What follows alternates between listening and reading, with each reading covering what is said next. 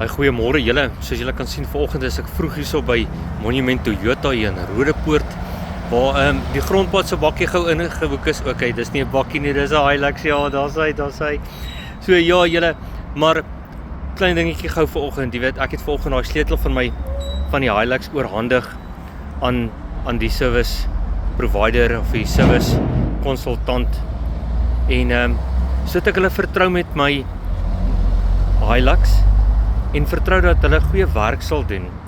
Nou die vraag wat ek vandag vir julle het is dat hoeveel vertroue of wanneer het jy jou vertroue volledig oorhandig aan die almagtige God en Vader wat dan vir jou sal help deur die skepping?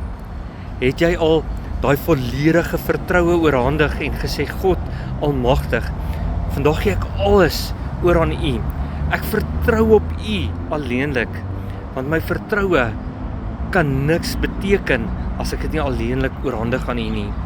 Wanneer laas het jy daai vertroue oorhandig? Kom ons gee vandag al daai vertroue, al daai bekommernisse, al daai seer en al daai hartseer, al daai alleenheid, gee ons vandag oor aan die almagtige Vader. Julle, dit is belangrik dat jy dit volledig oorhandig en moenie dit terugkyk na die verlede daarvan nie.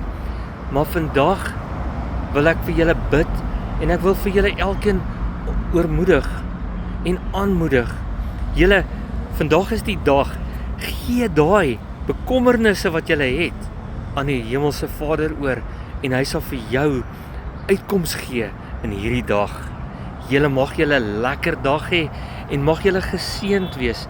Volg die kanaal en julle asseblief subscribe, like en share. In Jesus vrede en vreugde vir elkeen van julle vandag en mag jy volkome jou gemoed vandag sterk wees. Amen.